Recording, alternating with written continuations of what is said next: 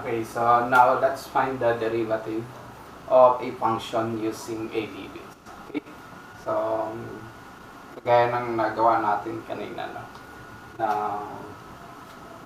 derivative or the definition of derivative as limits. So that is, let's say, f prime of x is equal to the limit of f of x plus h minus f of x over h, where h approaches to 0. Okay, so let's find the derivative of each function using a limit. So number one, we have f of x is equal to 4x plus 3. So the derivative of f of x or f prime of x, so kapag sinabing derivative, we have f prime of x is equal to 4x plus 3. So the derivative will be the limit of 4x, so that is 4. Okay, so sabi ko nga, no, so sa pag hahanap ng derivative ng functions, okay, so how can we differentiate a function is to use this limit. Okay, so if we have f of x plus h, that is just a composition of functions. Okay, so instead of x, we can write 4x plus h plus 3 minus our f of x is of course 4x plus 3. So we have to subtract the original function f of x, which is 4x plus 3 over h. So let's simplify first the numerator. So where h approaches to 0.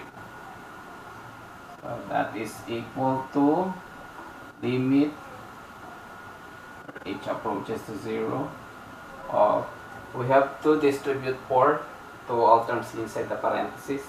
We have to multiply 4 times x is 4x. 4 times h is 4h. Okay. Plus 3, then we can distribute the negative sign to all terms inside the parentheses. We have negative 4x and we have negative 3, because negative times positive is negative. Negative 3 over h. So now we have our f prime of x is equal to the limit of 4x minus 4x is 0, and 3 minus 3 is 0. So the remaining is 4h over h, where h approaches to 0. So our f prime of x, or the derivative of f of x using the limits, is we can cancel 4. So we don't have h, so we can write it as 4.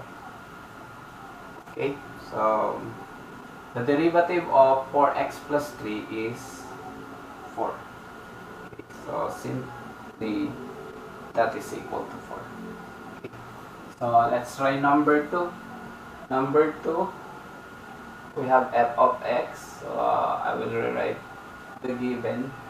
F of x is equal to x squared minus 4. So to find the derivative, we have f prime of x is equal to the limit of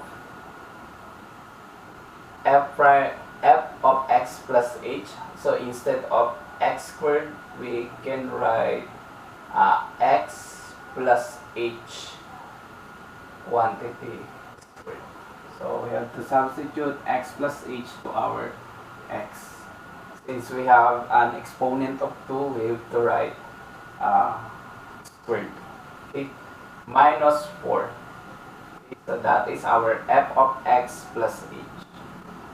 Minus our f of x is x squared minus 4 over h, where h approaches to 0.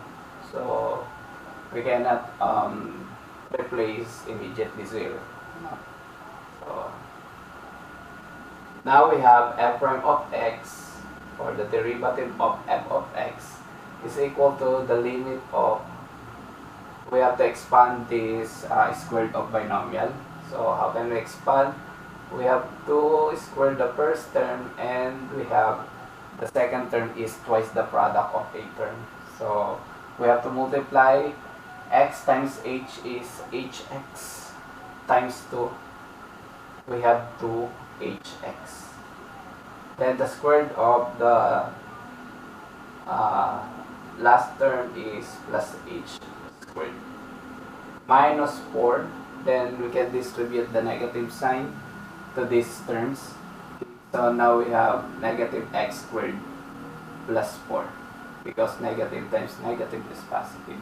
That's why we have plus 4 over h. Of course, where h is equal to or approaches to 0. Okay, so now we have f prime of x, or the derivative of f of x, is equal to the limit of x squared minus x squared is 0. So we can remove x squared. Then we have negative 4 and positive 4, that is also 0. Okay, because we have different sign. So now we have 2hx plus h squared over h, where h approaches to 0. Okay. So f prime of x is equal to limit, we can factor out the common monomial in our numerator, which is h. So if we factor out h, now we have 2x, kasi na-factor out na natin yung h, plus h. Kasi that is h squared. So kapag nilabas natin yung isang h, may matitira pang isang h. So over h. So we can factor out the common monomial or common factor in these terms, which is h. So where h approaches to 0. So f prime of x is equal to limit h approaches to 0. Okay, so na-cancel na natin yung h doon. We have 2x plus h.